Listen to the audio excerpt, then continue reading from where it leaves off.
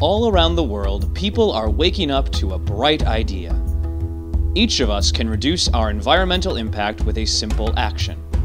You may have heard all the jokes about how many people it takes to change a light bulb, but after all, it takes only one. In the next few minutes, you'll discover how new forms of lighting can illuminate the path to the new energy future. In the US, lighting accounts for 22% of our electricity needs. The average home uses 936 kilowatt hours of electricity every month, generating just under 2 tons of carbon every year.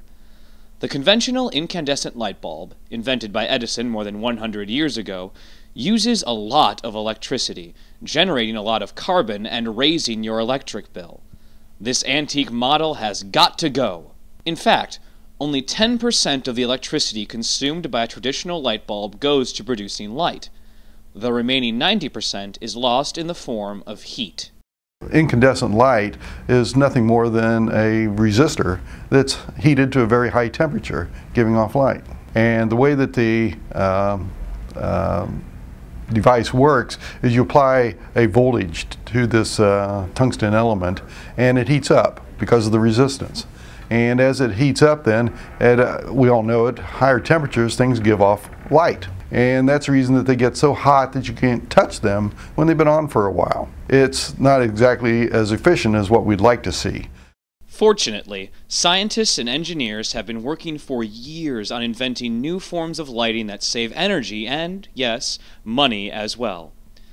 From compact fluorescent light bulbs, or CFLs, yes, the funny-looking twisty bulbs that resemble an ice cream cone, to light-emitting diodes, or LEDs, new lighting technology is revolutionizing the way we light our lives. The way a conventional fluorescent tube works is, here's an example of a 4-foot, what we call T8 lamp.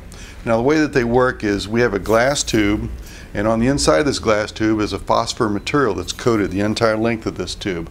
There's also a typically inert gas inside this tube, as well as a very slight amount of mercury. As you can see, we have electrical connections on both ends of this tube, and so we apply a power to this tube that actually induces a current flow from one end to the other. The current, as it flows from one end to the other, actually strikes the mercury atoms that are inside this tube. They give off a slight amount of ultraviolet radiation. That ultraviolet radiation then strikes this phosphor material that's on the inside of the tube. And the phosphor material then actually gives you the visible light that you see. And some of the real advantages is the fact that they are very efficient. They operate very cool temperatures, you know. You can replace some of your incandescents with this new compact fluorescents at a significant lower energy consumption, and they also last for a very long time. That's a significant advantage. In the 4-foot fluorescent tubes, you can get them to last up to 30,000 hours, whereas your incandescent typically will last maybe 600 hours to 1,000. So significantly longer life, much more energy efficient, and as a result it's a long-term, much lower cost. An LED is exactly that. It is a light-emitting diode. It's a diode which is two materials. One is a cathode, the other one is an anode, that are joined together. And the interesting thing is as you apply current to these devices, you end up with electrons flowing, and a little hard to understand, but also you end up with holes flowing. When the two join together, it actually produces a photon, which is the light, and this is what is emitted from the LEDs. While new CFLs and LEDs have a higher upfront cost, they pay for themselves in a short amount of time. A standard CFL, for example, consumes 1/4 the electricity that a traditional light bulb does and lasts 10 times longer. That amounts to $270 saved over a year for the average household. Why wouldn't anybody want to use one? But when switching to efficient lighting, you're not only cutting your energy bill, you are also reducing our global warming emissions. Another new technology that is on the horizon is called organic LEDs, or OLEDs for short.